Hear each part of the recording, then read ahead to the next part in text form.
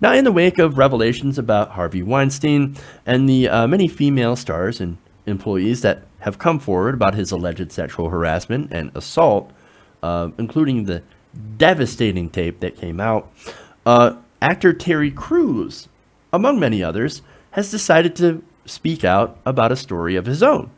Now, this is interesting. Now, he decided to share his story on social media because he wanted to let his followers know that Weinstein is not the only perpetrator in Hollywood. In fact, this apparently seems to be quite a problem.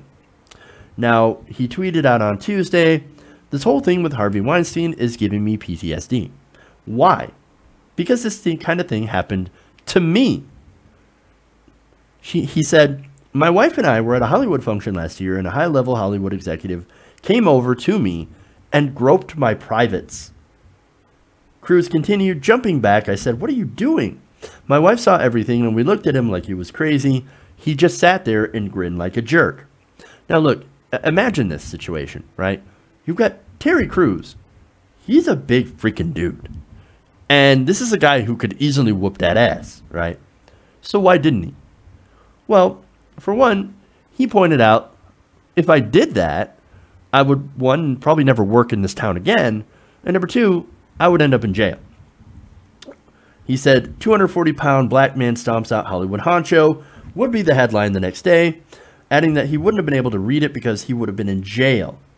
Instead, what he did is that he just kept his mouth shut, and he and his wife decided to leave the party. Now, Crews says he talked to other people who had worked with the unnamed executive, and the next day, that same person had apologized to Terry Crews, but never really explained why he did what he did. Maybe he did it on a dare. Maybe he did it because he could. I don't know. I don't really care about his reasons. You just don't go up and grab Terry Crews' junk. What are you doing? Like, in what world is that acceptable?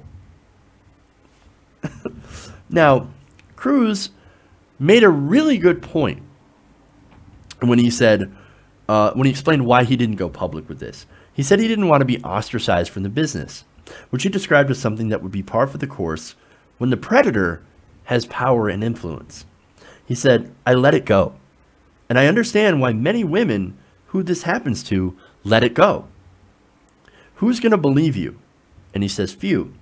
What are the repercussions? Many. Do you want to work again? Yes. And are you prepared to be ostracized? No." And unfortunately, all these things happen. You end up not getting a job, or you end up losing opportunities. You get kicked out of the town. You get ostracized and blamed. Well, you had it coming. I mean, it's your fault. Now, like, I dare one of those people who always blame the women to come up to Terry Crews and say, "Hey, man, you had it coming. You were flashing your, what, jeans everywhere? You were wearing tight jeans? You were wearing tight shorts?" I dare somebody to go up and tell that to Terry Crews to his face. But anyway, look, this is an interesting story. And the reason I brought it up is because here you have a guy who I would think that nobody in their right mind would consider messing with. And yet you have this producer, right? This probably very well-connected, very powerful in the industry, very wealthy producer coming up and doing whatever the hell he wanted to Crews right in front of his wife. I mean, that's insane. Now, if somebody's ballsy enough to go up and grab this guy, right, and get away with it, imagine how someone who didn't have the power and the name recognition of Terry Crews, how would they react in this situation? Think of a young aspiring actress, right, from middle America, who's, you know, at these Hollywood parties, she's trying to get her star to rise. And what, this guy can come up and just grab her, and she can't do anything about it. She has no power. And again, that's what he is talking about. He's saying, look, you can't do or say anything because of how much influence and power these people actually have. This is a power situation. Now, I might not be alone in noticing. I hope I'm not alone in noticing that whenever there's a huge power and wealth disparity, you're going to get people who are going to use that disparity to basically do whatever they want, to get their own way. They're going to use it to their advantage. This is sort of like Trump saying, hey, I can grab him by the pussy because, well, when you're rich and powerful, they let you. maybe it's not so much that they let you, it's maybe that they're powerless to do anything about it.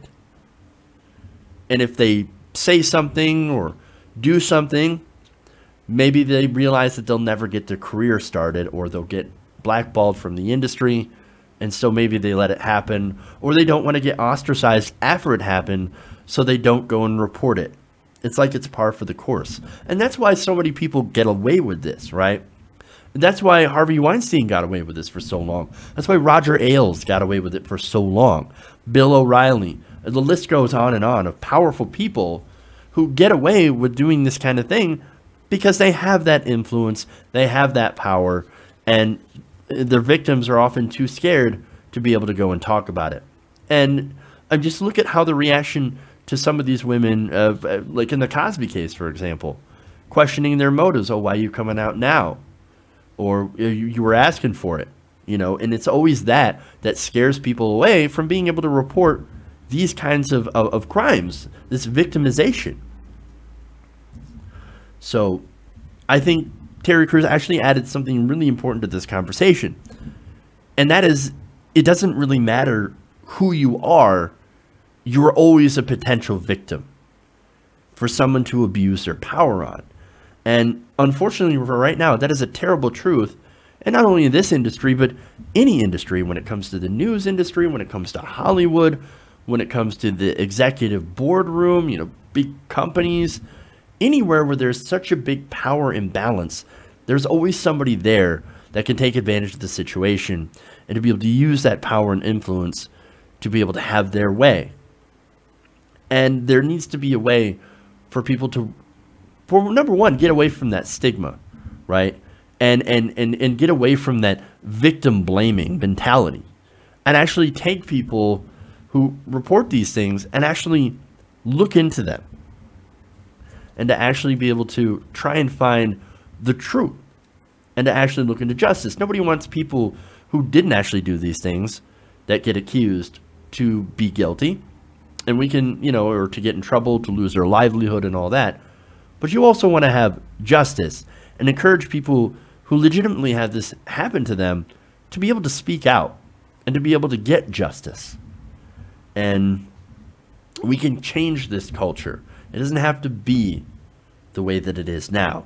We can show the predators that as a country, we will no longer stand for this.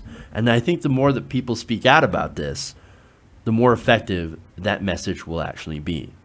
Hey everybody, thanks for watching this video. If you want to see more like this, please hit the subscribe button below. And if you want to support truly independent progressive media, please consider becoming a patron at patreon.com/TYTNation.